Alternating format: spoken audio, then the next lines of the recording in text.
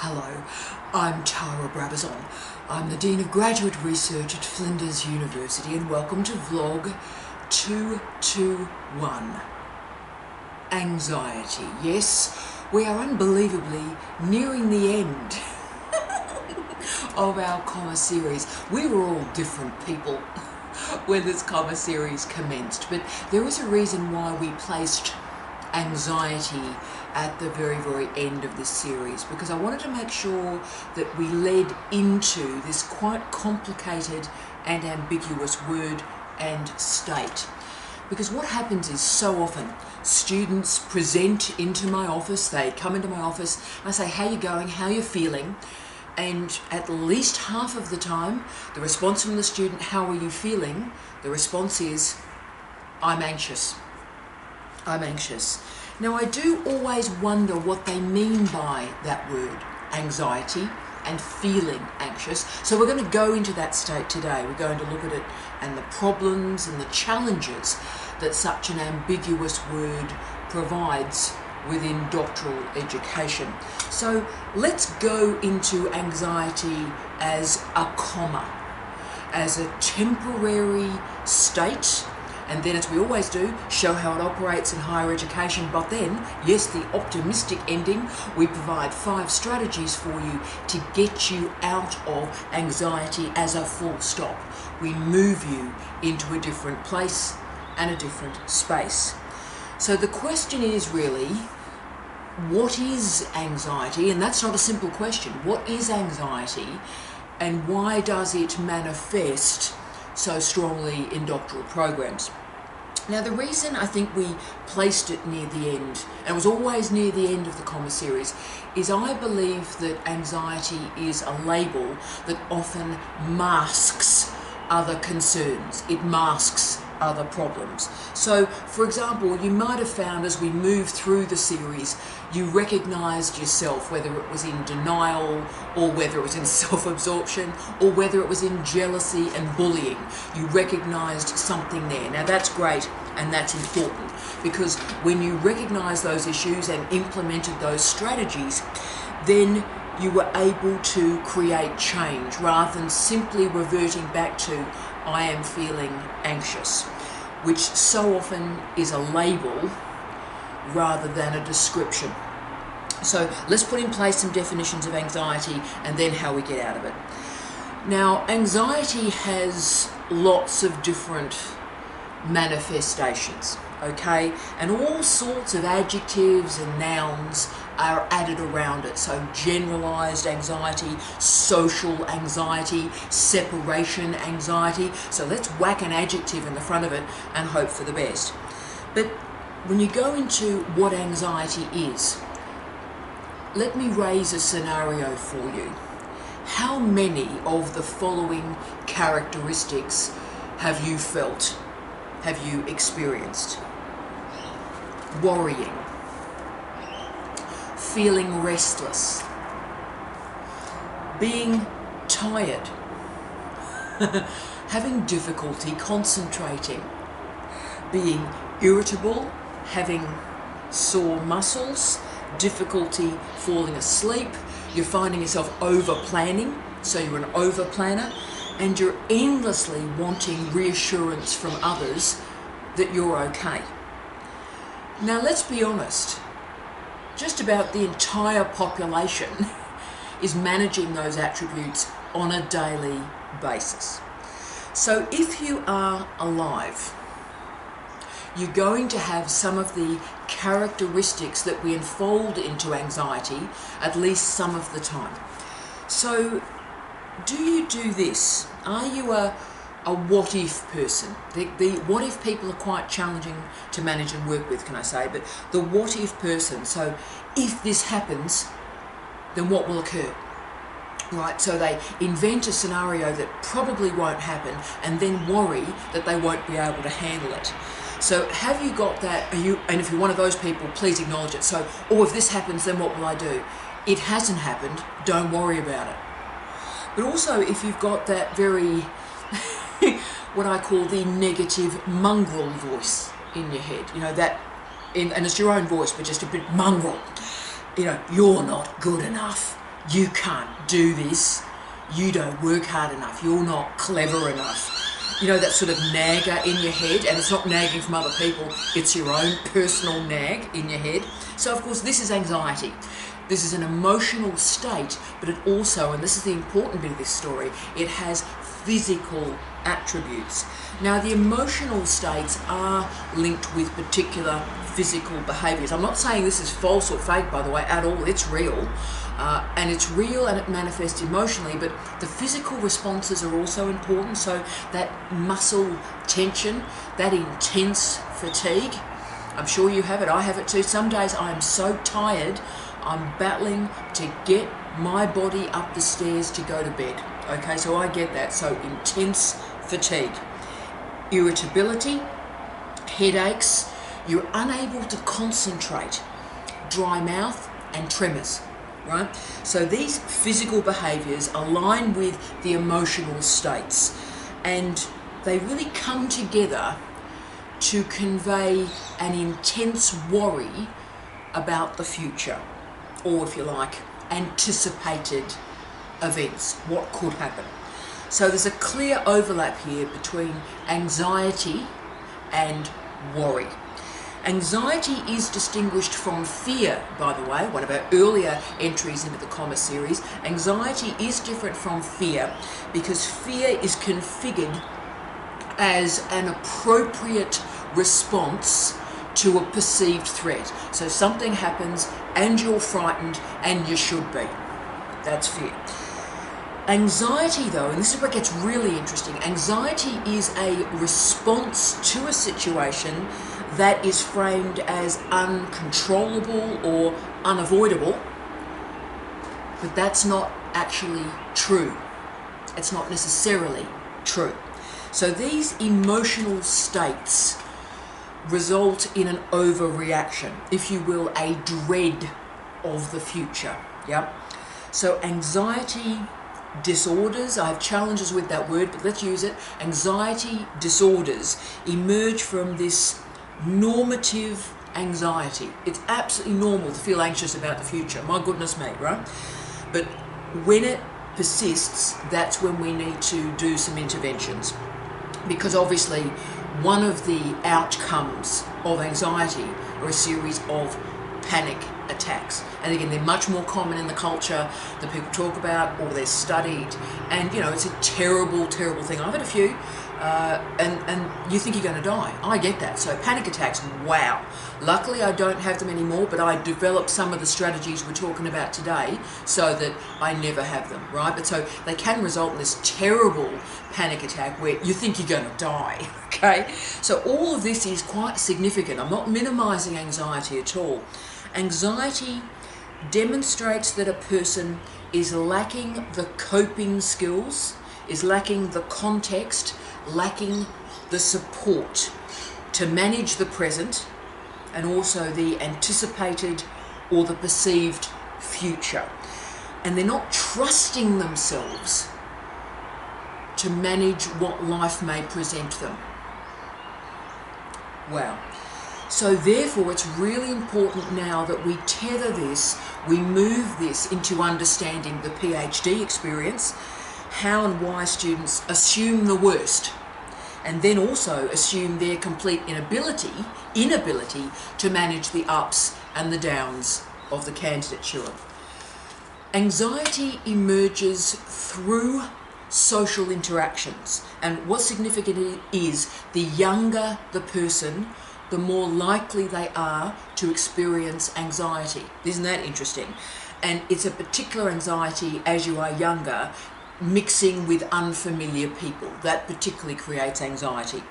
But also guys and girls crew that have traumatic experiences or particular modes of parenting, when in doubt blame your mother, particular modes of parenting, all of those variables are also social risk factors. And it's often bundled together in what I think is a wonderful, remarkable, evocative phrase: an unquiet mind. Amazing, isn't it? Unquiet mind.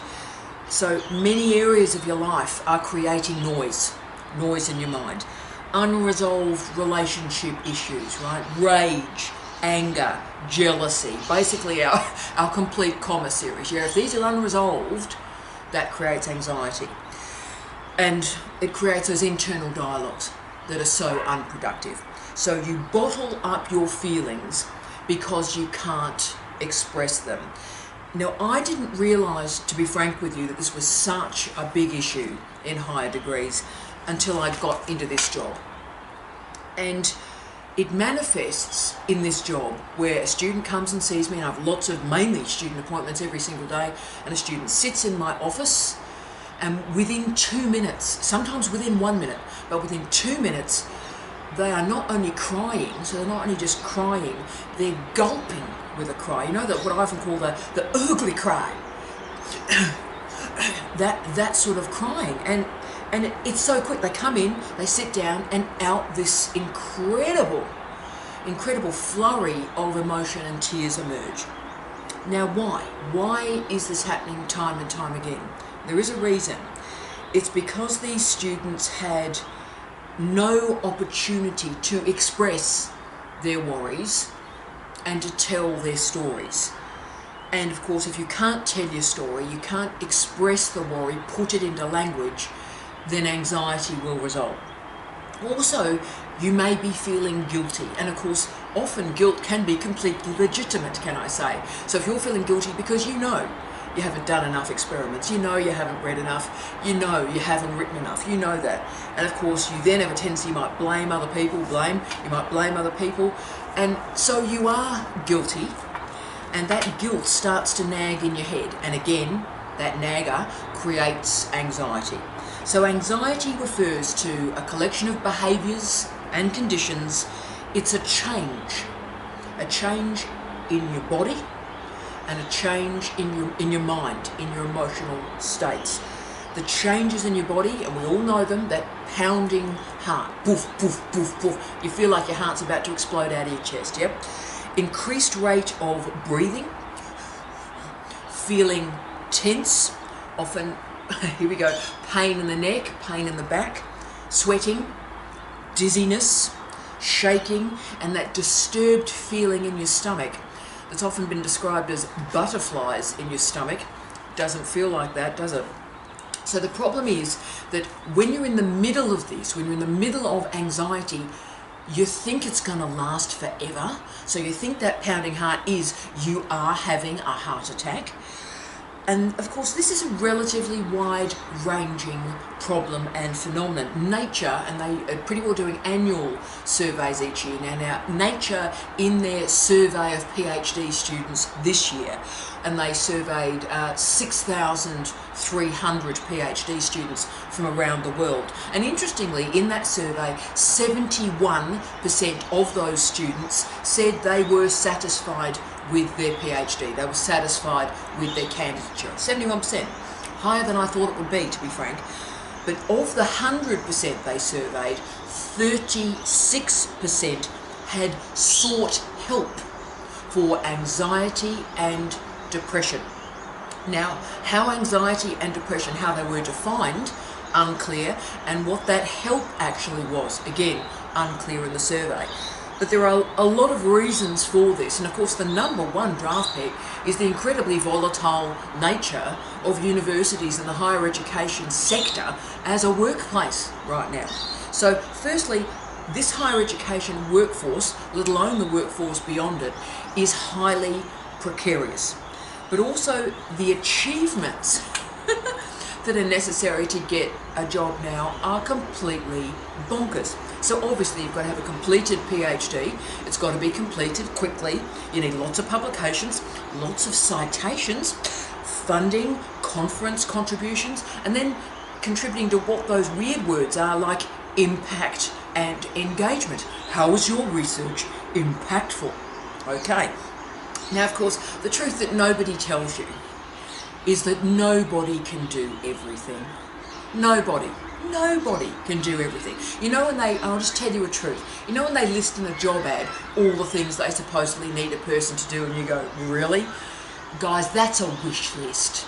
Nobody has it. So don't, again, worry about it. Don't get anxious. Do the best you can. It's enough. Nobody can do everything. But these multiple nodes of success also create multiple nodes of failure. And it creates anxiety about what we should be doing. But also this anxiety emerges because, to be frank, students have a completely imagined version of what a university is, particularly as a workplace. The notion that, wow, academic life is about autonomy. It's about freedom. That's mistaken. Deeply, deeply mistaken. So between and because of these expectations and these aspirations, the lived experience of academic life creates profound disappointment. Yep.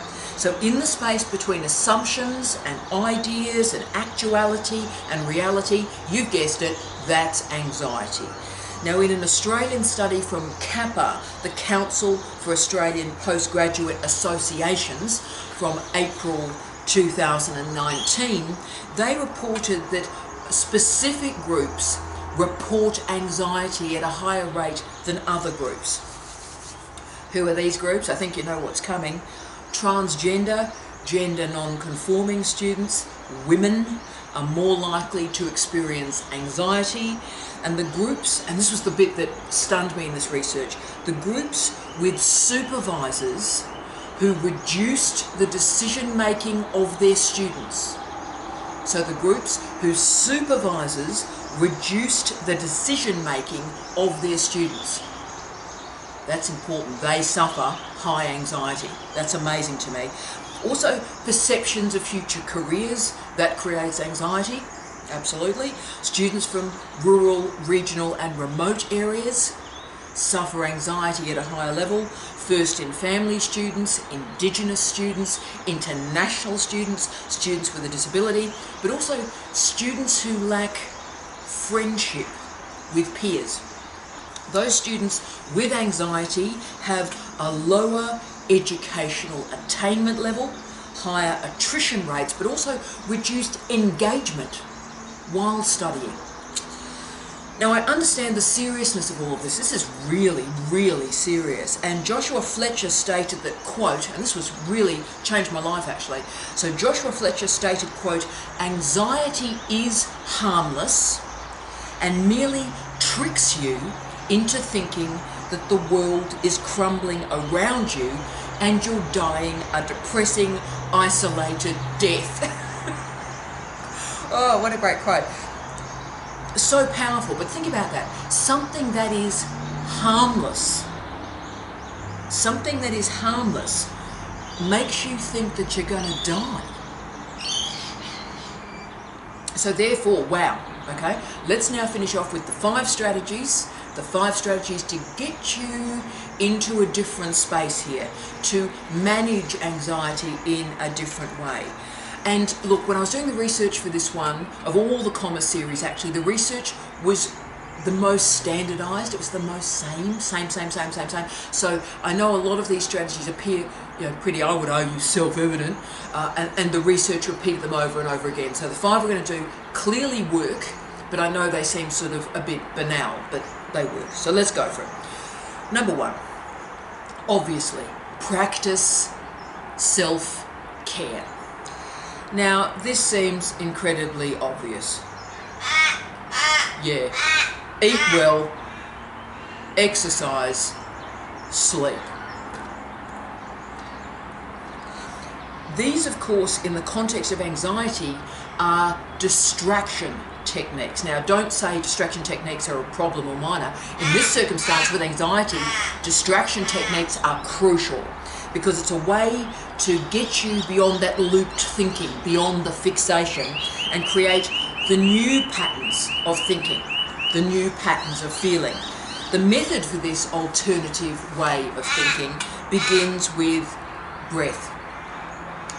The simplest way to stop anxiety is to slow down your breathing and breathe in and out through your nose.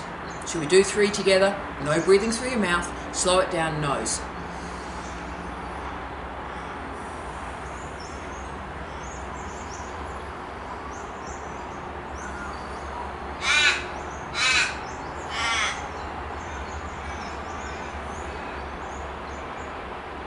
to be honest with you, I could feel my heart rate drop there. Amazing.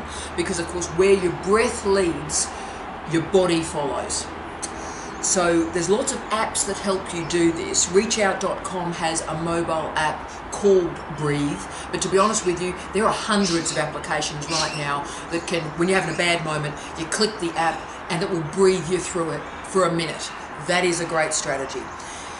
Now, there's lots of activities that create anxiety, and a lot of you, and I'm talking hundreds of you, have written to me and said what creates anxiety for you is email. Answering emails, opening your inbox. Are you nodding? Yeah. So the research shows that the way you manage something like, I am freaked out by the emails. I'm freaked out by my inbox, right? I get that. I've been there a few times in my life as well, often linked to bullying, to be frank.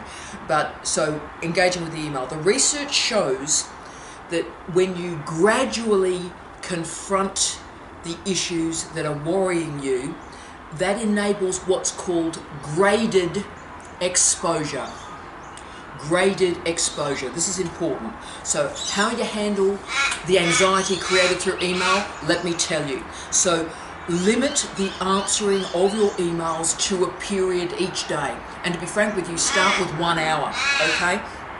Do not have your emails open all the time. Beep, beep, beep, beep, beep.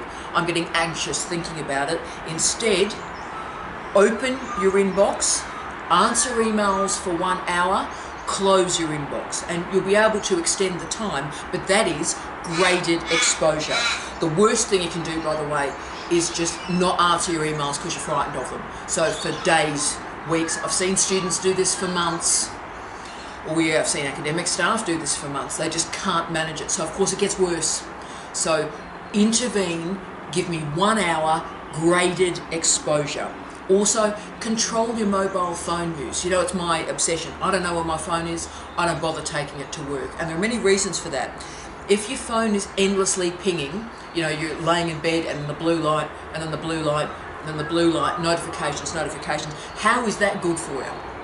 Okay, because you're on call 24/7 through the phone. Yep. So structured problem solving here is the way to create an intervention, because anxiety is based on overestimation of the likelihood that something will happen, but underestimation of your capacity to manage it. See the problem? You overestimated all this stuff's going to happen. Now it's not. You've overestimated that, and then you've underestimated yourself and your ability to handle it. So this structured problem solving balances that overestimation and the underestimation to create an answer, and that answer reduces anxiety. 2, step off the treadmill occasionally. Oh yeah, step off the treadmill just occasionally. Let's pretend your body is a car. Obviously a fabulous car. Now, to be frank with you, I treat stress, worry and anxiety as if my body is a car without fuel. So when you need to hit the gas and drive and get yourself out of a situation, there's nothing there because your tank is empty. Yeah? Crucial. So that means these days I spend a lot of time keeping my tank pretty full, seriously. So, you know, at least once a day in this job, sometimes 20 times a day, but once a day something really bonkers happens to me and I need to hit the gas and get out of it. Okay, so I've got to have some energy there. I've got to have it, right?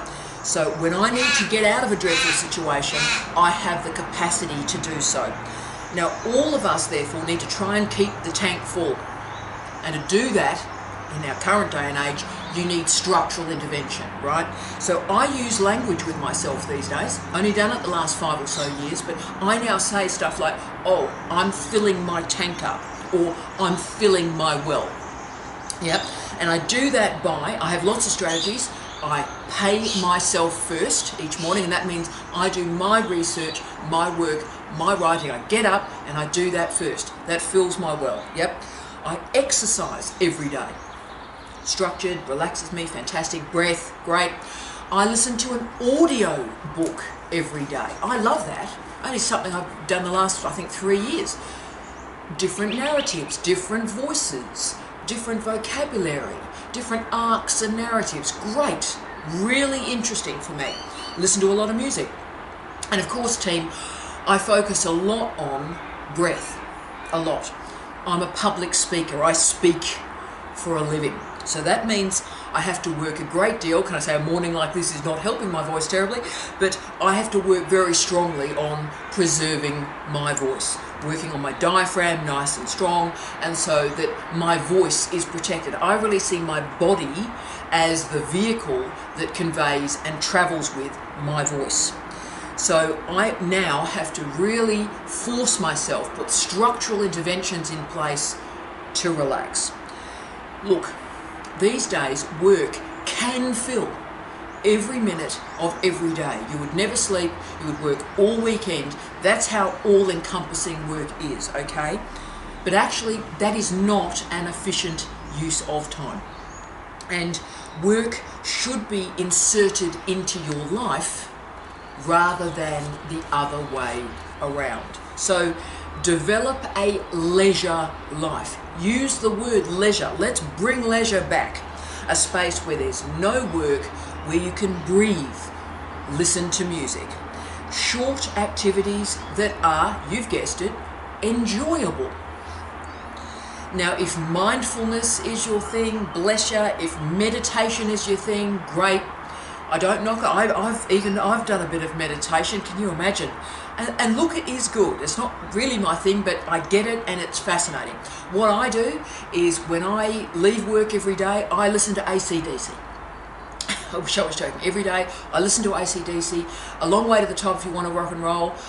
You can't feel bad about the universe at the conclusion of that track, right? So I use music a lot to signal for my brain that work is over. And work is over, and I'm listening to AC/DC, and by the time I get home, and it's only a 10, 12-minute drive, I feel pretty good.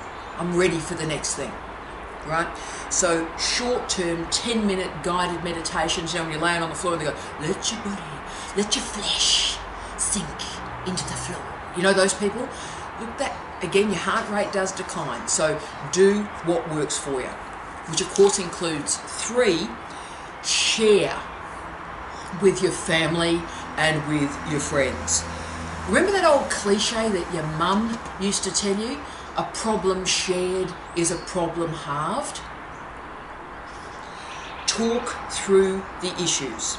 Speak the words, put the feelings into language.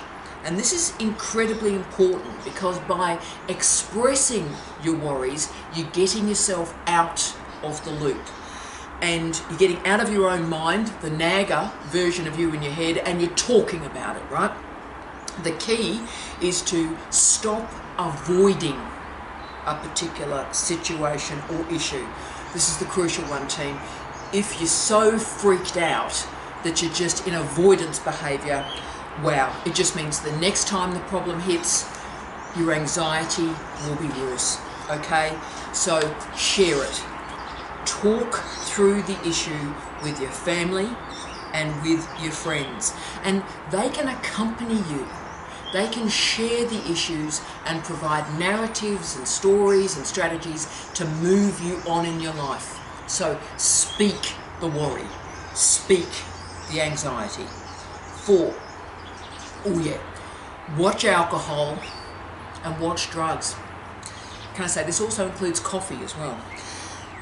What happens with alcohol and drugs is these are short-term strategies to shut yourself down and quickly. And can I say completely understandable? So shut yourself down and quickly. It blocks the speaking, it blocks the sharing, it blocks the breathing, it blocks the exercising.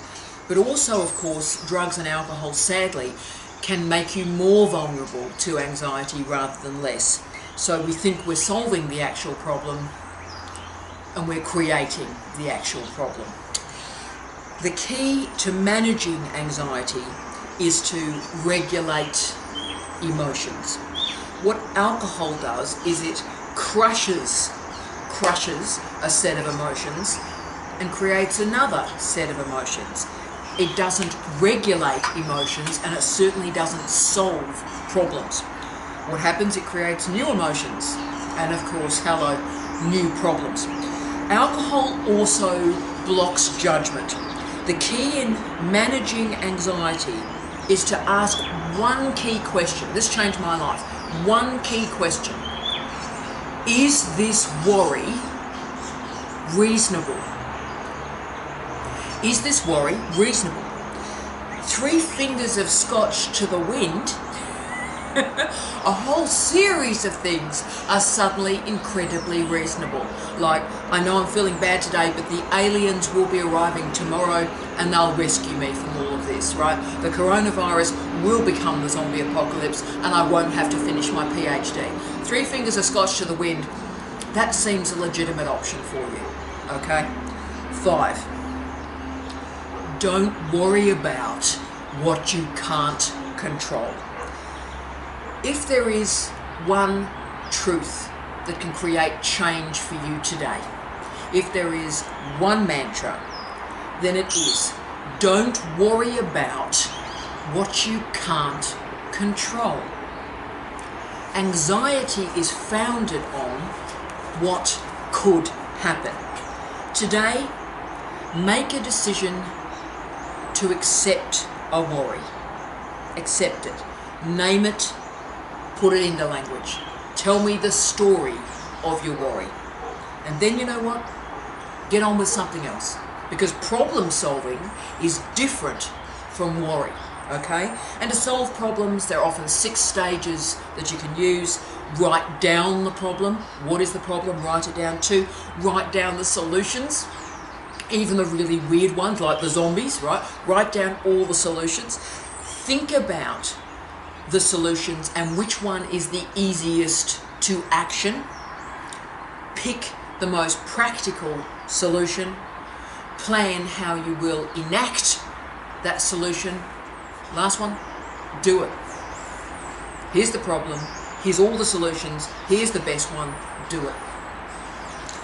If you can't specify the problem though, you can't specify a solution. Then you can't control the situation. So worry is completely pointless.